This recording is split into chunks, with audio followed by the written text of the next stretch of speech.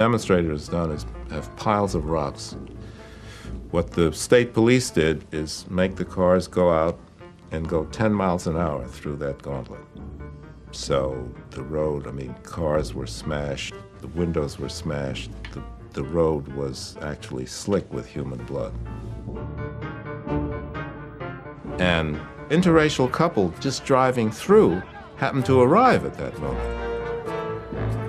And of course, they pulled the car over, they yanked the two of them out, and they said, "That's Robeson Jr., we got him." And they were gonna bash the black guy's head in, guy was standing over with a baseball bat, and a veteran, man in uniform, army uniform, said, "Wait a minute, that's not Robeson, I know the pictures. That's not Robeson, that's not him." The guy said, "Well, blankety blank is with a white woman, kill him anyway." And the soldier said, held the bat, said, no, that's not the American way. You don't lynch the wrong nigger. And it saved his life.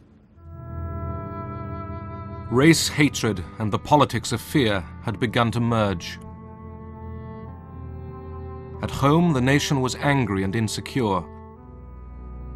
Abroad, communism was gaining force.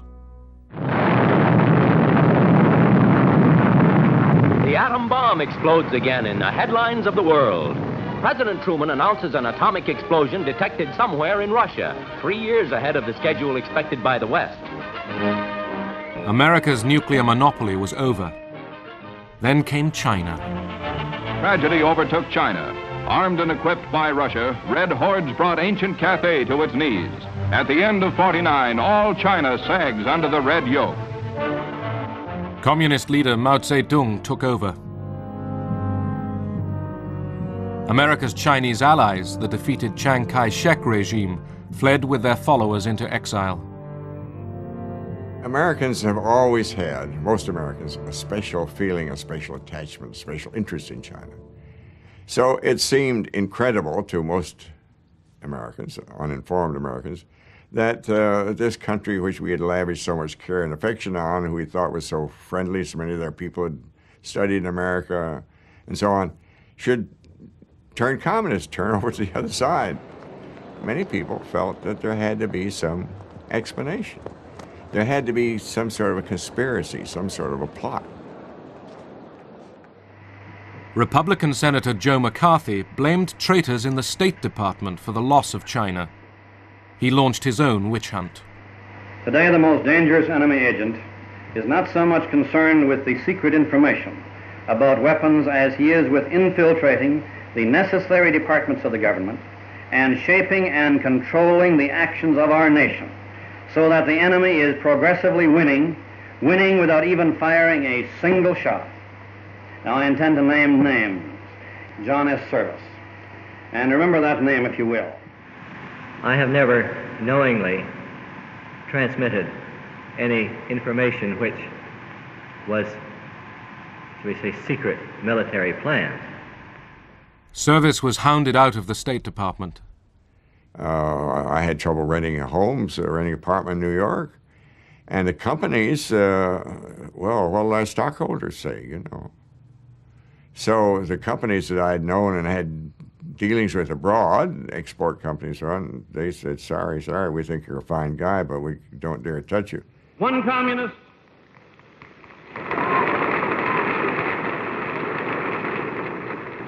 One communist on the faculty of one university is one communist too many.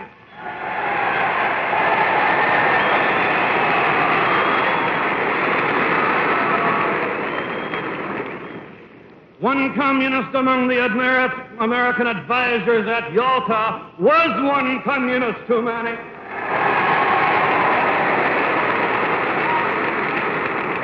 And even if there were only one communist in the State Department, even if there were only one communist in the State Department, that would still be one communist too many.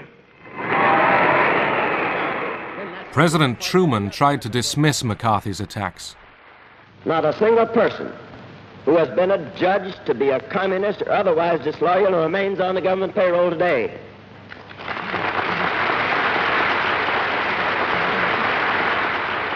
We're not going to turn the United States into a right-wing totalitarian country in order to deal with a left-wing totalitarian threat.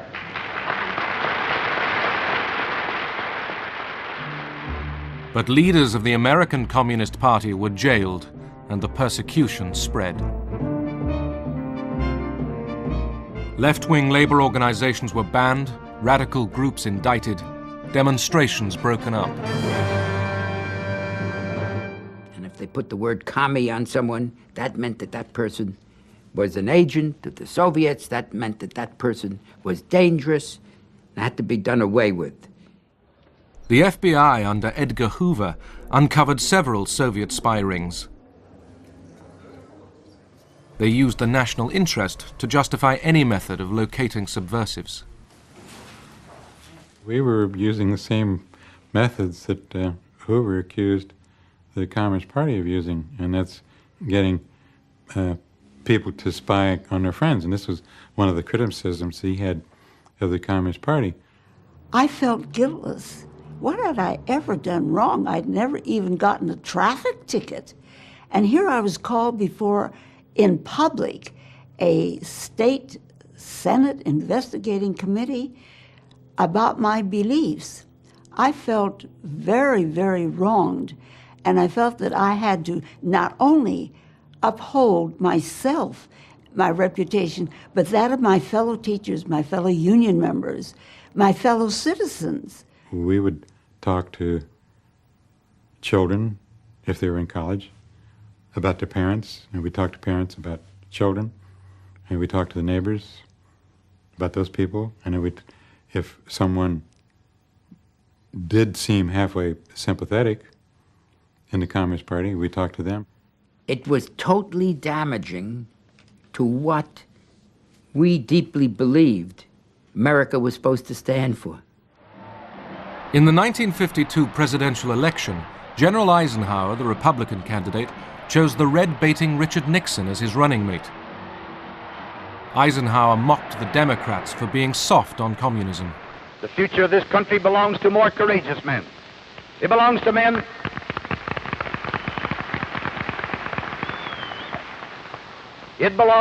who know that freedom's fight must be forever, relentless, uncompromising, and fair. It belongs to men who, today, are ready to bear spiritual and intellectual arms against an alien army of communist ideas. To get elected, Ike needed the support of Joe McCarthy and his right-wing followers. I spent about half an hour with the general last night. Well, I can't report that we agreed entirely on everything.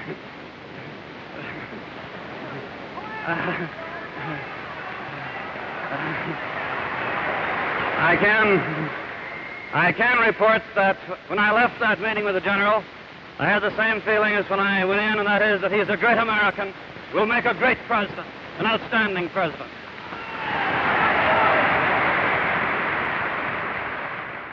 Right from the beginning, he detested Joe McCarthy. McCarthy was the first-class demagogue, and Eisenhower just couldn't stand that type of person. Eisenhower's old wartime commander, General Marshall, was accused by McCarthy of treachery. Intimidated, Ike dropped words praising Marshall from an election speech he made in McCarthy's home state. He was roundly criticized for that, because it seemed to indicate that he was influenced by McCarthy.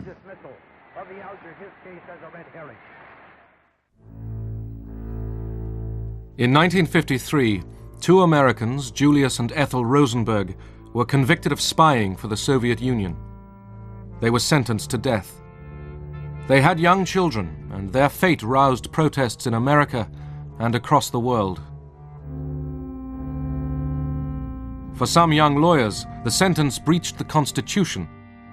They sought judges to get a stay of execution.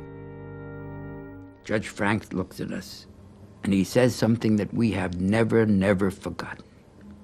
He said, "If I were as young as you are, I would be sitting there saying the same things you're saying, arguing the same points you're arguing, making the same argument that these planned executions are invalid. But when you are as old as I am, you will understand why I cannot do it.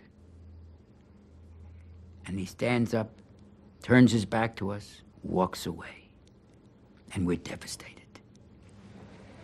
We began to sense something which in later years we understood so clearly, and that was that Jerome Frank, as the leading liberal judge, was terrorized himself and frightened by the atmosphere of fear in the country. That if he, as a liberal, would do something to save Julius and Ethel Rosenberg's life, he would be charged as a commie. The Rosenbergs were executed. He died quickly. There didn't seem to be too much life left in him when he entered behind the rabbi. He seemed to be walking in a cadence of steps, as if keeping in time with the muttering of the 23rd Psalm. She died a lot harder. When it appeared that she had received enough electricity to kill an ordinary person and had received the exact amount that had killed her husband, the doctors went over and pulled down the cheap prison dress, a little dark green printed job, and placed the I can't say it.